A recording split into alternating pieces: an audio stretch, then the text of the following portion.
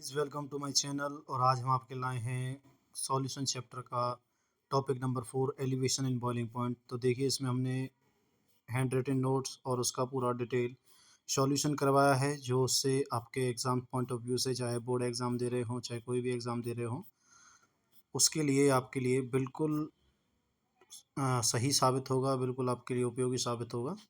तो चलिए, हम ऐसी वीडियो लाते रहते हैं, हमारी वीडियो के साथ जुड़े रहें और अंत तक देखिए। हम गारंटी देते हैं कि आपको 110% ये समझ में आएगा। तो चलिए शुरुआत करते हैं। हमारे पास है topic elevation in boiling point. तो देखिए एलिवेशन इन बॉइलिंग पॉइंट क्या होता है। एलिवेशन का मतलब होता है बढ़ाव, मतलब किसी भी सॉल्यूशन के बॉइलिंग पॉइंट में बढ़ना, मतलब पहले अगर 10 था तो वो बढ़ करके 12 हो गया। ठीक है, तो इसको कहते हैं हम एलिवेशन इन बॉइलिंग पॉइंट। ठीक है, तो चल पढ़ लेते हैं, थोड़ी सी इसकी डेफिनेशन देख लेते हैं जो आपको लिख के आनी है एग्जाम्स में। तो देखिए, when a non volatile solute, मतलब नॉन वॉलेटाइल जो कि वाष्प नहीं बनाता, is added to a solution, किसी सॉल्यूशन के अंदर डाला जाता है, तब जो वेपर प्रेशर है सॉल्यूशन का वो क्या हो जाता है, इंक्रीज हो जाता है वेपर प्रेशर। और जिसके कारण जो बॉइलिंग पॉइंट है सॉल्यूशन का वो भी क्या हो जाता है, इंक्रीज हो जाता है। मतलब सिंपल सी बात है, आपने ऐसी कोई चीज़ डाल दी उसके अंदर जो कि भाप नहीं बनाती है, तो आप क्या करोगे भाई, सिंपल सी बात है, अगर कोई चीज़ भाप नहीं बनाती है तो वो उसका टेम्परेचर बढ़ाने में मदद करेगी। मतलब जो चीज़ पहले 10 पे उबलने वाली थी वो अब कितने पे उबलेगी, 12 पे उबलेगी। क्यों? क्योंकि उसके अंदर आपने नॉन वोलेटाइल इम्प्योरिटी डाली है। अब नॉन वोलेटाइल और वोलेटाइल को आप समझ गए होंगे, हमारी प्रीवियस वीडियो में हमने इस चैप्टर को पूरा क्लियर कराया है। तो थ्योरी है, देखिए, when a non volatile solute, जब कोई non volatile solute added to a solution, किसी सॉल्यूशन के अंदर डालते हैं, then vapour pressure of the solution, जो वेपर प्रेशर सॉल्यूशन का वो इंक्रीज कर जाता है। As a result the boiling point of the solution, जिसके कारण जो है बॉइलिंग पॉइंट सॉल्यूशन का वो भी क्या कर जाता है, हमारा इंक्रीज कर जाता है। So the boiling point of solution will be greater than those of pure solvent. मतलब जो वो पहले सॉल्वेंट प्योर था और जिसके अंदर आपने सॉल्वेंट जो हमारा प्योर था, जिसके अंदर आपने नॉन वोलेटाइल सॉल्यूट डाला है, अब जो इन दोनों को मिला करके जो सॉल्यूशन बना है, उस सॉल्यूशन का जो हमारा बॉइलिंग पॉइंट आएगा वो इस सॉल्वेंट के बॉइलिंग पॉइंट से ज़्यादा आएगा। तो ध्यान रखना हमेशा, ये क्या कहता है कि भाई जो हमारा सॉल्यूशन का यानी कि टीबी का जो बॉइलिंग पॉइंट आएगा वो हमेशा टी नॉट बी से ग्रेटर देन रहेगा। T naught B, T naught B ये टॉपिक है, ये नीट वगैरह में कई बार ऐसे क्वेश्चन आपसे पूछ ले जाते हैं, तो टी नॉट बी से बड़ा आएगा। चलिए अब इसका थोड़ा सा हिंदी अनुवाद देख लेते हैं। तो जब देखिए, जब एक गैर वाष्पशील सॉल्यूट को एक नॉन वोलेटाइल सॉल्यूट युक्त द्रवण में डाला जाता है, तो वेपर प्रेशर में चेंज के कारण इसके बॉइलिंग पॉइंट भी बढ़ जाता है। जब सॉल्यूशन का बॉइलिंग पॉइंट प्योर सॉल्वेंट के बॉइलिंग पॉइंट से ज़्यादा हो जाता है, तो किस कारण हो जाता है, जब कोई एक गैर वाष्पशील सॉल्यूट को हम डालते हैं, नॉन वोलेटाइल सॉल्यूट को किसी सॉल्वेंट द्रावण के अंदर डालते हैं, तब उसका वेपर प्रेशर में चेंज आ जाता है। तो अगर इसका मैथमेटिकल रिप्रेजेंटेशन देखें, अब सिंपल सी बात है, देखिए पहले हम एग्जांपल से बता रहे हैं आपको, पहले 10 डिग्री था और बाद में कितना हो गया, 12 डिग्री हो गया। अब इसका चेंज कितने का आया, 10 से 12 तक का चेंज निकालने के लिए क्या करेंगे सर, पहले जो हमारे पास ये हमारा प्योर का था यानी कि टी नॉट बी, जब हमारा प्योर था वो, और ये तब है जब बड़ा है, जब हमने उसके अंदर सॉल्यूट डाल दिया यानी कि टीवी। तो अब जो चेंज आएगा वो हम 12 - 10 करके निकालेंगे, है ना। 12 - 10 यानी कि हमने टी बी में से टी नॉट बी को घटा दिया। तो बिल्कुल सिंपल सा डेरिवेशन वो यहाँ पे है। तो जो परिवर्तन आया यानी कि जो डेल्टा टी बी आया वो बराबर रहेगा हमारा T B minus T naught B. मतलब जो प्योर था, प्योर था जो हमारा 10 था, और जो बढ़ के आया वो 12 है। तो 12 - 10 यानी कि जो डेल्टा टी बी आएगा वो आएगा हमारा 2 के बराबर। कितने के बराबर, 2 के बराबर। तो ध्यान रखिए, जो डेल्टा टी बी है, ये डेल्टा टी बी किसको इंडिकेट करता है, ये करता है चेंज इन बॉइलिंग पॉइंट को इंडिकेट, मतलब कि बॉइलिंग पॉइंट में कितना बदलाव आ रहा है। और जो टी बी है ये आपका है सॉल्यूशन का बॉइलिंग पॉइंट, और ये जो टी नॉट बी है ये है आपका बॉइलिंग पॉइंट प्योर सॉल्वेंट का।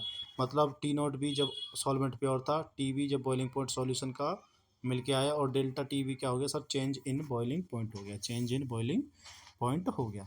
तो चलिए, ये हमारे पास आगे हमें यूज़ में लेना है। डेल्टा टी बी आपसे पूछ ले जाए कई बार, तो डेल्टा टी बी यानी कि चेंज इन टेम्परेचर को बोलते हैं। कितना change in temperature, change in boiling point आया तो T B minus T B naught आएगा। अब बात करते हैं इसके मैथमेटिकल रिप्रेजेंटेशन की, और इसकी मोलरिटी का कहाँ से इसमें कंसेप्ट स्टार्ट होता है। अब देखिए, अगर हमने जो सॉल्यूशन लिया है वो अगर डाइल्यूट है, डाइल्यूट यानी कि पानी के अंदर घुलने वाला है, तो आपको पता है वो किस पर डिपेंड करेगा, उसकी मोलरिटी पर डिपेंड करेगा। ठीक है, तो elevation in boiling point delta T B is directly proportional to the molarity of the solution. देखिए टॉपिक को, इस पॉइंट को समझिए क्या कह रहा है, कि जो डेल्टा टी बी यानी कि एलिवेशन इन बॉइलिंग पॉइंट, जो डेल्टा टी बी है यानी कि जो चेंज इन बॉइलिंग पॉइंट आया है वो किस पर डिपेंड रहेगा, मोल फ्रैक्शन के सॉरी किसके मोलरिटी के किसी सॉल्यूशन की मोलरिटी के, मतलब आपने कितने number of moles of solute डाले।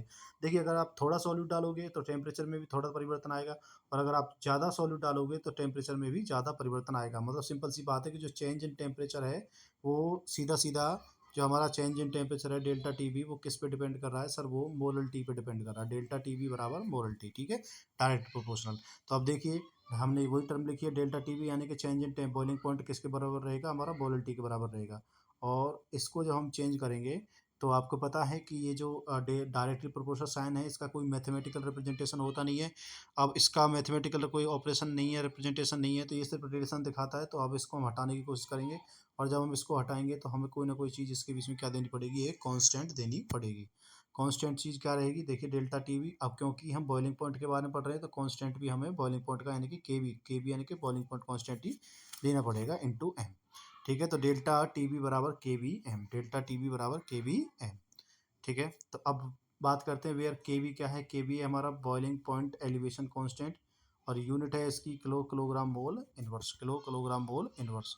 और एम किसके लिए है, एम है हमारा मोलिटी ऑफ सॉल्यूशन। देखिए हम आशा करते हैं इतना आपको समझ में आ गया होगा, क्योंकि इसके आगे जो है वो इसका डेरिवेशन है, और इसका जो है हम डेरिवेशन आगे कराते हैं, तो कम से कम इतना आपको समझ में आ गया होगा। अब क्वेश्चन हमारा एक यहाँ से भी राइज हो जाता है, कई बार सीबीएसई और अदर बोर्ड में पूछ लिया जाता है कि जो चेंज इन टेम्परेचर है यानी कि डेल्टा टी बी है और मोलरिटी के बीच में क्या रिलेशन है, मोलरिटी के बीच में क्या रिलेशन है, रिलेशन पूछ लेता है। तो रिलेशन को हम यहाँ से ड्राइव करेंगे। अब देखिए क्योंकि हमारे पास हमको पता है कि change in temperature directly proportional होता है मोलरिटी के, और ये हमने पहले सेटिस्फाई किया था पिछले इसमें ही। अभी देखिए आपने देखा होगा यहाँ पे हमने सेटिस्फाई किया है इसको कि डेल्टा टी वी बराबर क्या है, के वी एम, क्या है के वी एम। तो देखिए डेल्टा टी वी बराबर आ जाएगा हमारे पास डेल्टा टी वी बराबर के वी एम। एक क्वेश्चन फर्स्ट आ गई। अब क्योंकि हम जानते हैं जो मोलरिटी होता है उसका फॉर्मूला ये है डब्ल्यू टू अपॉन में एम टू, यानी कि मास ऑफ सॉल्यूट अपॉन में molar mass of solute upon में डब्ल्यू वन यानी कि mass of solvent divide by 1000। ठीक है, तो अब जब इसको हम ड्राइव करेंगे तो हमारे पास फॉर्मूला आएगा एम बराबर मोलरिटी बराबर आ जाएगा डब्ल्यू टू इंटू 1000 अपॉन में एम टू इंटू में डब्ल्यू वन। तो ये चीज़ें आपको ध्यान रखनी है। तो ये हमारा मोलरिटी का फॉर्मूला है, ये आपको पता होगा। जब आप तक यहाँ तक पहुँच गए तो आपको मोलरिटी का फॉर्मूला तो पता होगा। बस कुछ नहीं है, रिलेशन हमारी सेटिस्फाई हो चुकी है। अब आपको उठा करके क्या रखना है कि जहाँ पर हमें ये मोलरिटी दिख रहा है, मोलरिटी की जगह पे ये टर्म हमको पुट कर देनी है, यानी कि डब्ल्यू टू इंटू 1000 अपॉन में M two into W one. अब आपको पता है ना डब्ल्यू टू इंटू 1000 कैसा है, क्यों, क्योंकि इस 1000 की मल्टीप्लाई डब्ल्यू टू में हो जाएगी और इस डब्ल्यू वन की एम टू के अंदर हो जाएगी। तो देखिए mass of solute, molar mass of solute, ये टर्म आपको पता होगी।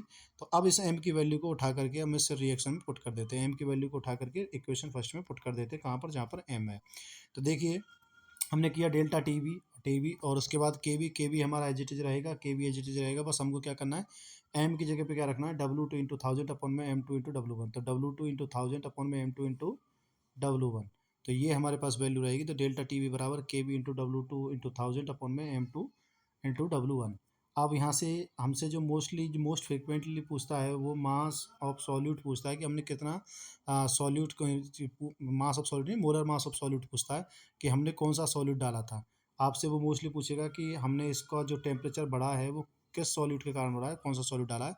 तो इसीलिए हमने इसको ड्राइव करने के लिए हम क्या करेंगे, एम टू यानी कि मोलर मास ऑफ सॉल्यूट को और इसके साथ रिप्लेस कर देंगे delta T V. M two वहाँ चला जाएगा और डेल्टा टी वी नीचे आ जाएगा। तो हमारे पास आ जाएगा एम टू बराबर 1000 इंटू डब्ल्यू टू इंटू के वी अपॉन में delta T we into W one.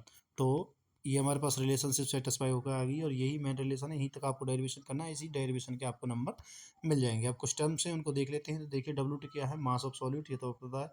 और एम टू क्या है, मोलर मास ऑफ सॉल्यूट। ये सॉल्वेंट नहीं है, सॉल्यूट है। ठीक है, तो इसको थोड़ा सा राइट कर लेना, ये क्या है, सॉल्यूट है। ठीक है, उसके बाद डब्ल्यू वन क्या है, मास ऑफ सॉल्वेंट। और के बी क्या है, के बी हमारा एलिवेशन ऑन बॉइलिंग पॉइंट। और एम क्या है, मोलरिटी ऑफ द सॉल्यूशन। तो देखिए हमारी वीडियो यहीं पे समाप्त होती है, और हम आशा करते हैं कि आपको समझ में आया होगा। आप इसके नोट्स बनाना चाहते हैं तो इजीली नोट्स आप इसके लिख सकते हो, और आप अपने एग्ज़ाम में और अच्छे ढंग से इस चैप्टर को, इस टॉपिक को, पर्टिकुलर टॉपिक को आप समझा के आ सकते हो अगर इससे कोई रिलेशन आए। देखिए तो हमने आपको कई क्वेश्चन इसमें कराए हैं, जैसे कि एलिवेशन एंड बॉइलिंग पॉइंट क्या होता है, तो आपको ये डेरिवेशन लिखनी है। यहाँ तक अगर सिर्फ एलिवेशन बॉइलिंग पॉइंट पूछा है तो डेल्टा टी वी यानी कि T V minus T V not. और आपसे पूछता है कि elevation boiling point dilute solution के लिए क्या होगा, तो डाइल्यूट सॉल्यूशन के लिए डायरेक्टली प्रोपोर्शनल रहेगा मोलरिटी के, तब आपको इतना ही करना है। और अगर आपसे पूछता है कि रिलेशनशिप बताओ change in elevation in boiling point और मोलरिटी के बीच में, तब आपको ये पूरा फॉर्मूला ड्राइव करके वहाँ पे दिखाना पड़ेगा। और आपको लास्ट में अगर आप यहाँ तक भी छोड़ देते हो तो भी कोई दिक्कत नहीं है, वरना अगर आप M2 निकाल देते हो तो ये बहुत अच्छा रहेगा। ठीक है, तो फिलहाल वीडियो में इतना ही। वीडियो देखने के लिए धन्यवाद। आपका दिन शुभ हो।